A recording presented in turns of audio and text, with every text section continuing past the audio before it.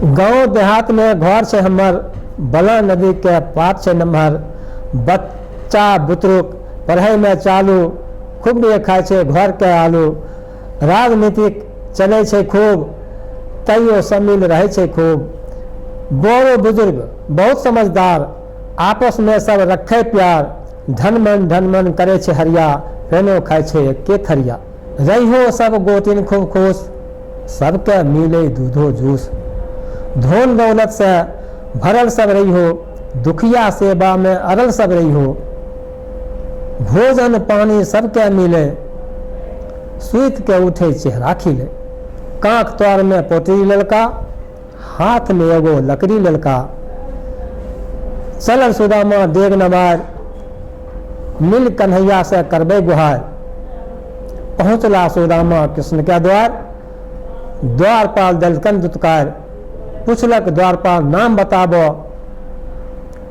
आरो ऊपर से काम बताबो बतलका सुदामा अपन नाम कथी ले लिए से हो काम कली बेच देंगे कुसुम बेच देंगे कली बेच देंगे कुसुम बेच देंगे धरा बेच देंगे गगन बेच देंगे कलम के सिपाही कहीं सो गए तो कलम के सिपाही कहीं सो गए तो वतन के पुजारी वतन बेच देंगे वतन के पुजारी वतन बेच देंगे।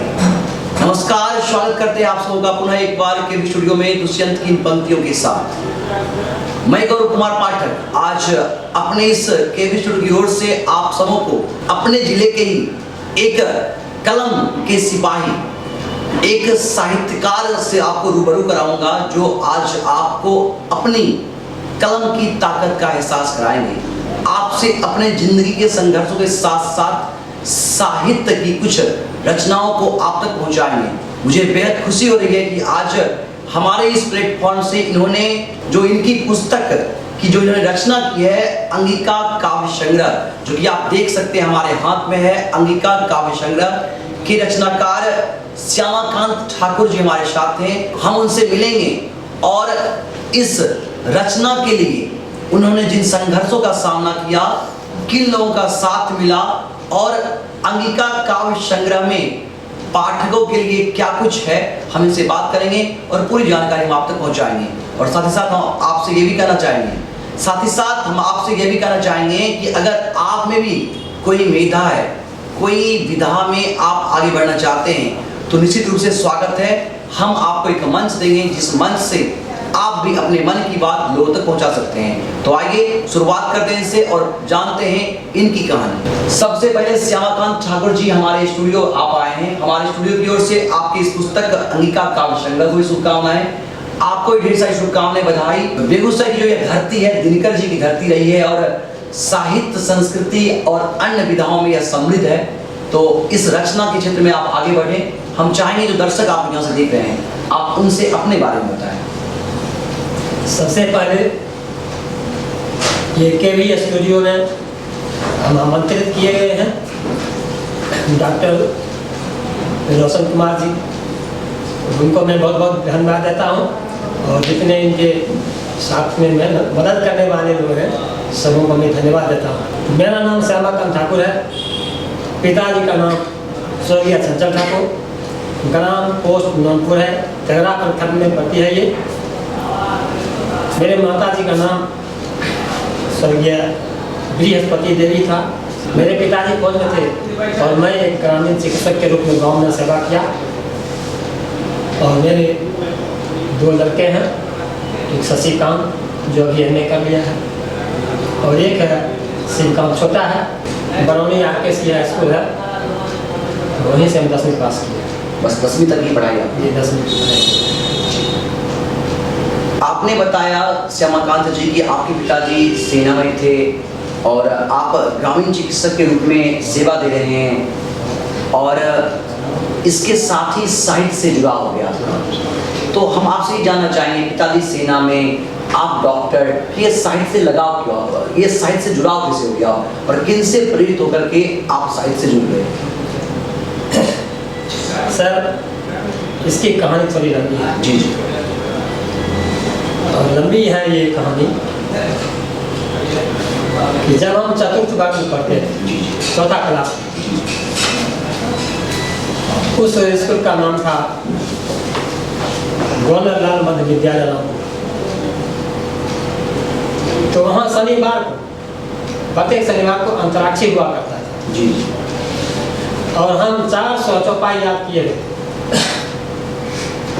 अलग से दोहा करता भी याद किए हुए थे कि अंतराक्षी में हम एडजस्ट कैसे करें। तो हाँ, हम प्रथम स्थान लिया करते थे अंतराक्षी में। स्कूल में प्रतियोगिता में शनिवार जब छुट्टी का टाइम होता था अंतिम घंटी में ये अंतराक्षी हुआ करता था जी सारी पढ़ने के बाद। तो एक दिन मेरे मन में आया, 2 बजे हम रात में उठे, बाथरूम से आए तो फिर सोचने लगे कि कल अंतराक्षी है और आज मतलब कुछ हमको तैयार होना चाहिए। तो हम सोचे कि दिमाग में आई बात कि अगर कुछ अपना बना लेते तो अच्छा रहता। तो 5-5 2 लाइन का 5-5 दोहा हम सभी अक्षर पर बना लिए थे एकाएक। 1 घंटा समय लगा हमको, सिर्फ 5-5 दोहा हम बना लिए 2-2 लाइन का। अभी इतना से काम चल सकता है, इससे ज़्यादा होगा तो बहुत विद्यार्थी हैं बोलने वाले, तो अपना बोलेंगे, कोई बात नहीं है, लेकिन अपनी तैयारी रहनी चाहिए। जब वहाँ गए तो हम मुश्किल से किसी में से 2 इसी तरह से आया, समय मिला तो कुछ चौपाई से ही बताए हम, कुछ दोहा से बताए हम, सुना दिए उनको। जब सुनाए तब सभी को लगा कि भाई जैसे बताए हम लोग कि जिस तरह से आप सुनाते थे चौपाई में, सुनने में थोड़ा आनंद आता था। और आज ये दोहा बना हुआ है, अपने लिखे हैं क्या? हाँ सर, हम अपने लिखे हैं। ठीक है, कोशिश किए हैं तो कोई बात नहीं है, चलो ठीक है, अगर लिखना चाहते हैं तो लिख सकते हो। तो इतना बात जो बोल दिए कि लिखना चाहते तो लिख सकते हो, सुनाना चाहते सुना सकते हो, चलेगा, कोई बात नहीं है। तो यहीं से हमारी ये प्रेरणा शुरू हुई। चौथी क्लास से हमारी बात वहीं से होगी जी। हमारे शिक्षक जो थे वो कह दिए कि लिखना चाहते तो लिख सकते हो। और ये मौका हमको मिल गया, ये RPSC हाई स्कूल बरौनी तक। वहाँ एक हमारे टीचर थे, उनका नाम था लक्ष्मी नारायण मुकुर, बहुत बड़े विद्वान, हिंदी संस्कृत और व्याकरण के बहुत अच्छे विद्वान थे जी। तो एक बात है कि शहीद दिवस पर शाम में ही दूसरे पहले दिन ही बोल दिए थे कि कल शहीद दिवस है, जिनको कुछ अगर बोलना है तो तैयार होकर आइए, बोल सकते हैं। मेरे मन में आया कि कुछ हम कर लेते हैं, तो फिर रात में हम अपना कुछ लिख लिए कोटेशन शहीद दिवस पर। और वहाँ जब पहुँचे थे उसमें उस समय 700 विद्यार्थी थे उसमें RPSC हाई। तो जब हेड मास्टर थे वहाँ पर, उनको बोला हो गया, तो फिर जो शिक्षक थे वो भी बोले। तब अंत में एक टीचर बोले कि कल बताया गया था कि किसी को कुछ भाषण रूप में हो, दोहा हो, कुछ अगर सुनाना है तो सुना सकते हो। हमने देखा, इंतजार किए हम कि हो सकता है कोई जाएंगे, लेकिन एक भी विद्यार्थी उसमें से नहीं गए, कोई बोलना नहीं चाहे। तब हम लाइन से अलग हो करके हाथ उठा लिए कि सर हम बोलेंगे जी। हमको बुला लिए हेड मास्टर साहब, श्री ट्यूशन में थे गंगोत्री जी जी। तो वो हमको बुला लिए, बोलो क्या सुनाना चाहता है? हम कहे कि हम लिख कर लाए। हाँ ठीक है, लिया। हम गए, थैली से अपना कॉपी लेकर आए, और लेकर आए कॉपी, तो उसमें से सुनाए। तो उसमें से सुनाया हुआ जब हो गया तो करीब 50-60 ताली पड़ गई उसमें। तो टीचर बताए कि इसमें शहीद दिवस है, तो हम लोग सावधानी संग ये मनाते हैं, इसमें ताली नहीं बजाया जाता है, फिर बंद हो गया ताली। जब सारे कार्यक्रम खत्म हो गए उसके बाद ठीक है, सब लोग अपन प्रकार बना सकते। जब हम जाने लगे तो वही लक्ष्मी नारायण मुकुर जो टीचर थे वो कहे थोड़ा देखे तुम्हारा कॉपी। हम कॉपी उनको दिए देखने के लिए, देख लिए, जहाँ जहाँ था शिकार विधि का करने का कर लिए, उसको ठीक करेक्शन करने के बाद साइन कर दिए, डेट दे दिए और नीचे में लिख दिए कि इसी तरह से तुम लिखते रहना और एक दिन कामयाबी जरूर मिलेगी। आप देख सकते हैं कि बचपन की उन यादों को याद करके, अपने शिक्षक, अपने गुरु के उस ज्ञान भरी बातों को सुन करके ध्यान से आप सुन सकते हैं, इनको देख सकते हैं, इनके चेहरे की भाव भंगिमा को, ये भावुक हो गए हैं। और इनके आंखों में जो ये भावुकता भरे आंसू हैं, ये गम के नहीं, उस खुशी के आंसू हैं जो आज इन्हें मिल रही है। और मुझे भी काफी अच्छा लग रहा है श्यामाकांत ठाकुर जी कि मैं भी आपकी तरह इस साइड से जुड़ा हुआ हूँ, और गुरु का अगर सही रास्ते पर, गुरु का अगर समर्थन मिले, गुरु का अगर हम सबको गुरु का आशीर्वाद मिले, हम सब मुकाम पाते हैं। तो आपकी गुरु को भी नमन यहाँ से, जिन्होंने आपको उसमें बढ़ावा दिया। हम चाहेंगे आप साहित्य के क्षेत्र में अपनी पहचान बनाएं। श्यामाकांत ठाकुर जी अपनी लेखनी को और प्रखर करें आप, तो अपने पिता के योगदान, इनसे प्रेरित होकर के आपने साहित्य को अपनाया, हम उनके बारे में जानना चाहेंगे। और साथ साथ इस सफर में किनका किनका साथ अब तक आपको मिला वो भी बताएं। ऐसा है कि हमारे पिताजी फौज में रहते हुए बहुत अध्ययन किए।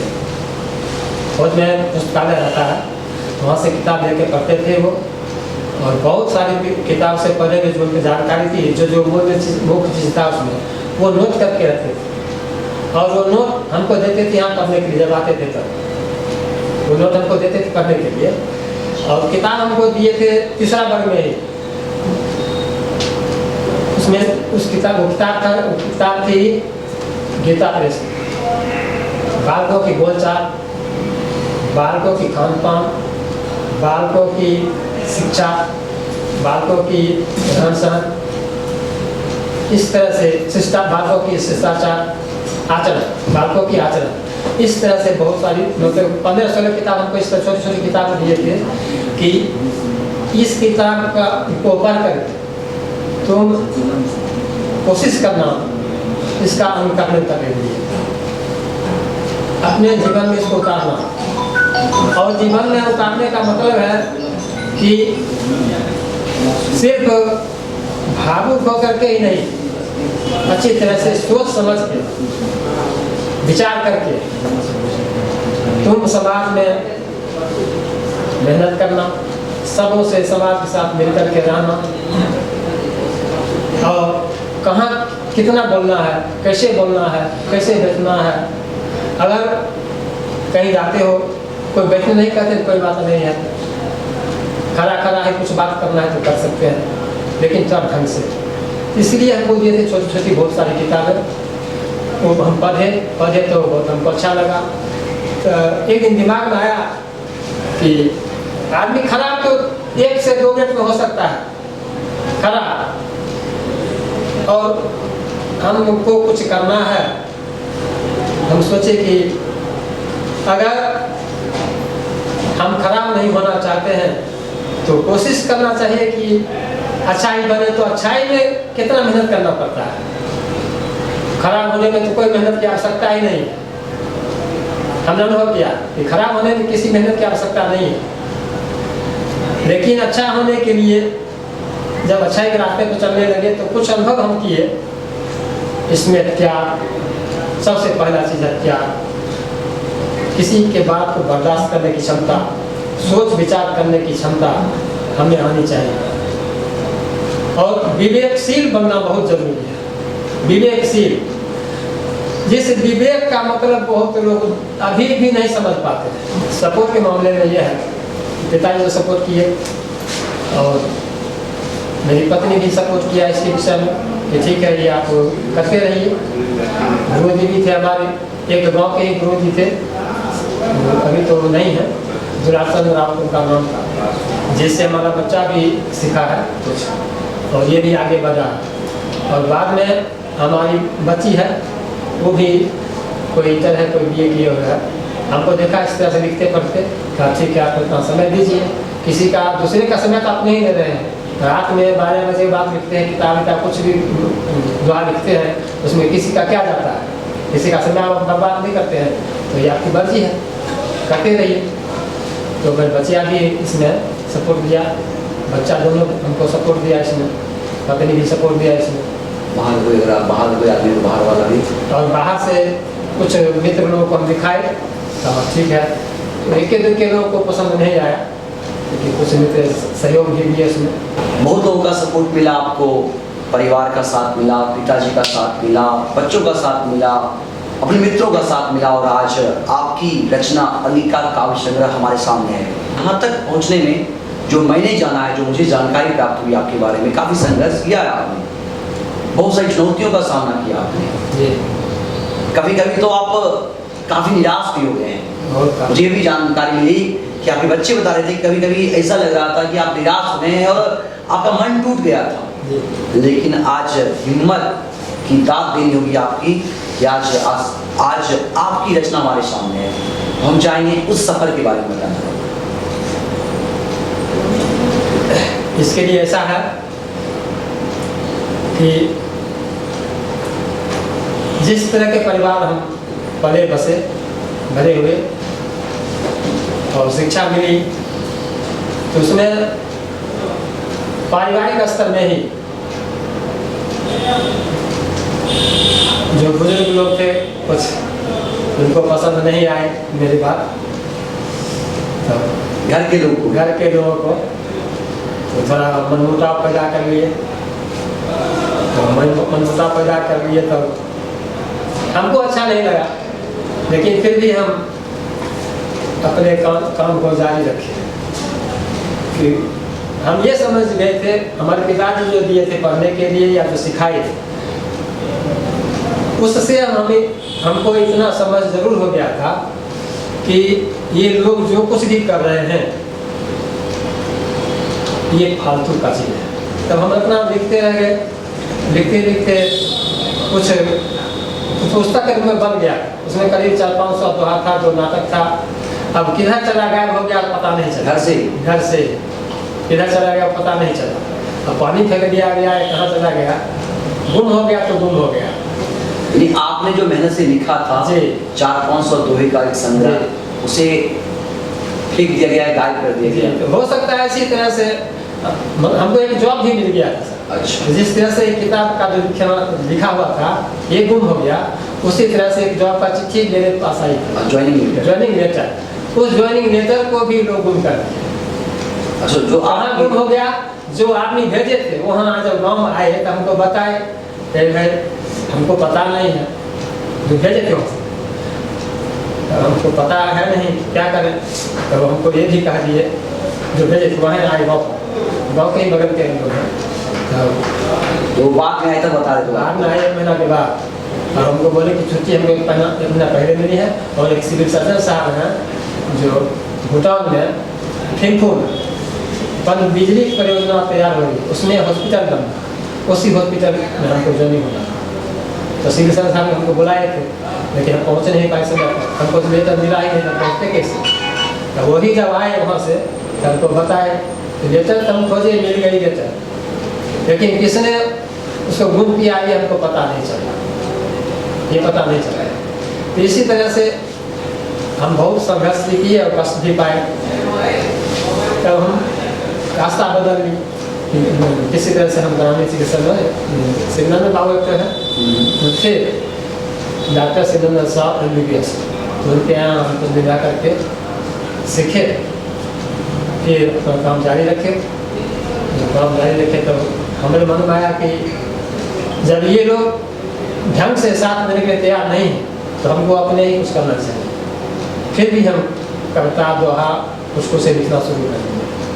फिर लिखते जब समय आया, हमारे बच्चे लोग हुए तो अब इन लोग को थोड़ा पसंद आ गया कि आप इस तरह से लिखते रहिए, ये किताब बन जाए।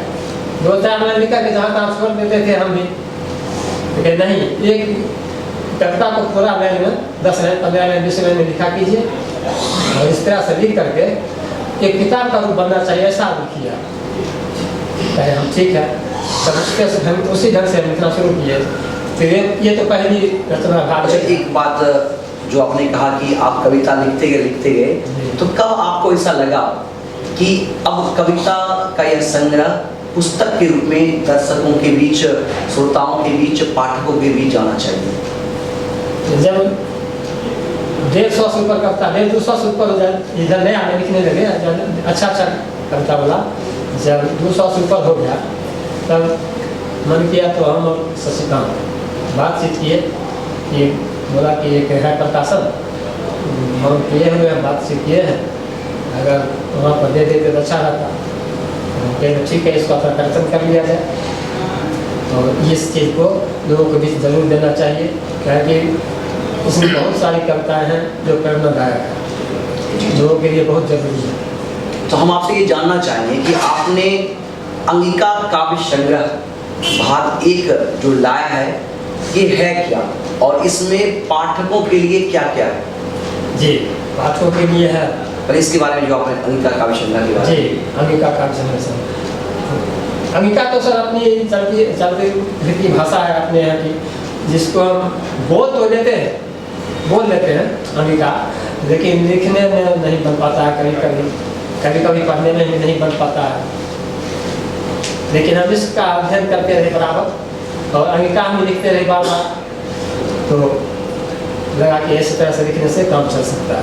ये अंगिका काव्य संग्रह मेरे जीवन के अनुभवों से निकली पंक्तियाँ, ये सत्य है, ये सत्य है। ऐसा इसमें क्या क्या है इसके बारे में बताइए। और इसमें हम दिया है कि इस संग्रह में बच्चों की कविता है, बाढ़ पर है, किसान के लिए है, ग्रामीणों के लिए भी है, नौजवान युवकों के लिए भी है, विद्यार्थियों के लिए है, कोरोना पर भी आधारित है इसमें, और सड़क दुर्घटना आजकल ज़्यादा हो रही है, उस पर भी हम दिए हुए हैं। बाढ़, किसान, ग्रामीण जीवन, नौजवान, विद्यार्थियों, कोरोना पर भजन भी है, गीत भी है। मतलब जो भी मैंने लिखा है वो सब अंगिका भाषा में है। इसमें जो भी हम लिखे हैं सारे अंगिका भाषा में लिखे। अच्छा श्यामाकांत ठाकुर जी, हम आपसे ये भी जानना चाहेंगे कि अंगिका हमारी भाषा है, गर्व है हमें अंगिका भाषा पर।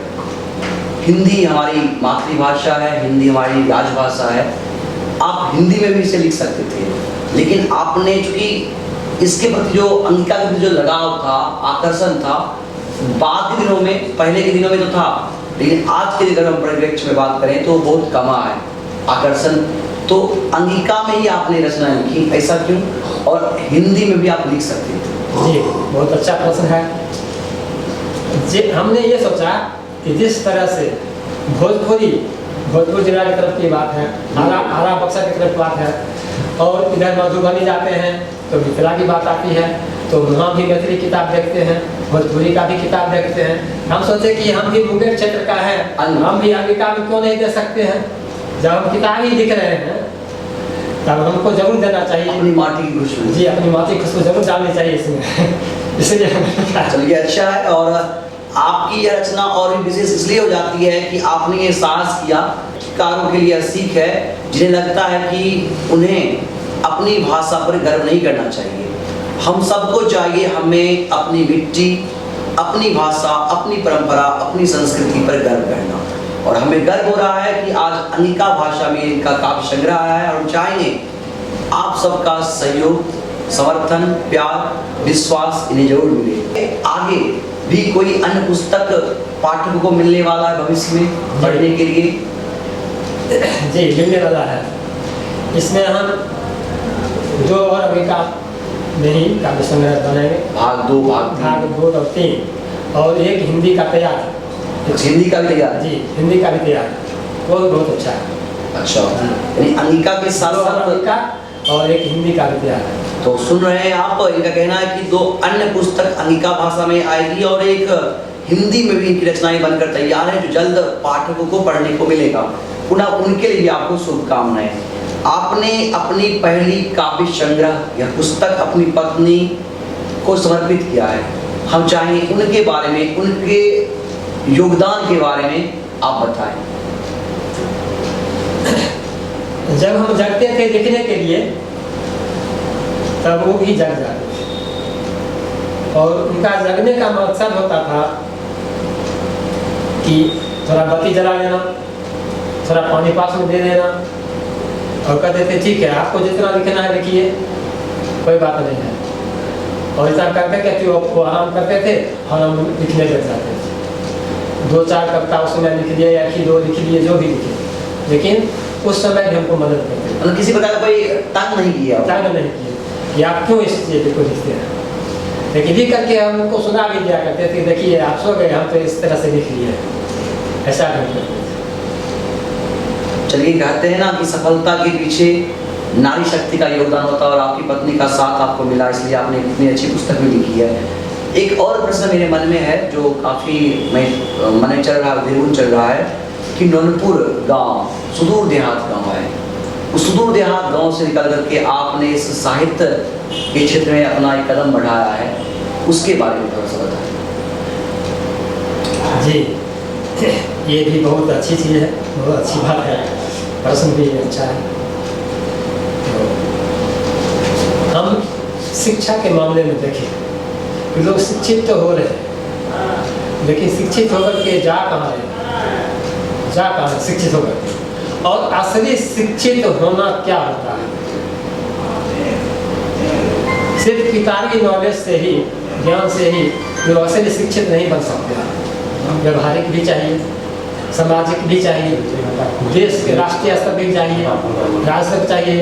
उसके लिए हमारी लोक व्यवस्था जो है, अपन क्षेत्रीय व्यवस्था, उस पर भी अमल करना चाहिए, उस पर भी सोचना विचारना। तो हमने देखा कि हमारे गांव के लोग किस तरफ मुड़े हुए, कोई ज़्यादा वहाँ राजनीति पर थे लोग, और बच्चे लोग पढ़ते भी थे। तो फिर भी हम सोचते भी रहे और अपने काम को हम करते रहे। इसमें फिर हमारे गांव के लोग कोई इस तरह से नहीं मना किए कि आप इस तरह से क्यों लिखते हैं या क्यों पढ़ते हैं, क्या करते हैं, लेकिन इस पर कुछ नहीं। हाँ, भाग में लेकिन अंतर जरूर हो जाता है। हम लिखते थे खुद। इस तरह से एक छोटी सी कहानी है कि गांधी जी के पास एक महिला बच्चा को ले गया था कि देखिए बाबा, ये गुड़ जो खाता है, गुड़ खाने वाली बात, तो समझ में हम जानते हैं कहानी, तो ज़्यादा हमको कहना नहीं है, लेकिन कहे कि नहीं ये तो काम हम भी करते हैं। तो पहले हमने आपको कहानी सिद्ध कर दें, उस बच्चा को बुलाए कर होकर के, तब दांते जोर से बच्चा थोड़ा सक्षम हो गया। तो उसी तरह से हम सोचे कि जिस तरह से हम इसमें लिखते हैं, तो लिखते समय जो विचार आती है और उस विचार के मुताबिक हमने लिख दिया, और इस तरह से अगर हम नहीं संभलेंगे हमारा लिखना बेकार हो जाएगा। तो इस तरह से संभलते और इसी बीच में हमारे एक सदगुरु हैं प्रेम राघव जी, जो विश्व स्तर पर है, शांति वक्ता है, और उनके सत्संग में जाने लगे, सुनने लगे, और बहुत सारी वैचारिक बातें आई और विवेक भी आया, विचार भी बनने लगा। तो उनकी भी बात हम इसमें रखे हुए हैं, लिखे हैं हम उनके ऊपर भी। तो इससे बात है, तो इसमें एक बदलाव नजर आया हमको कि अगर हम लिखते हैं पुस्तक, अगर हमें कुछ श्रृंखलता अगर रह गई तो फिर बेकार हो गया हमारा लिखना। तो जैसा हम सीखे हैं, जाने हैं, देखे हैं, घूमे हैं, सुने हैं, तो इस तरह से हम लिखे हैं, तो इस तरह से हमको बनना भी चाहिए। ऐसा हमने प्रयास किया। खेतियो बाड़ी पर रहे छे जोर, एकरा से होय छे लाभो फुरजोर। उठ पटांग कोई बोलियो दे छे, तैयो बर्दाश्त करे के क्षमता रखे छे। धर्म कर्म से होय छे, देखे सुने में बढ़िया लगे छे। गाय भैंस सेहो पाले छे, दूध के कमी कखनो नहीं खले छे। नदी किनार सीढ़ियों बनल छे, एगो पीपर के गाछो लगल छे।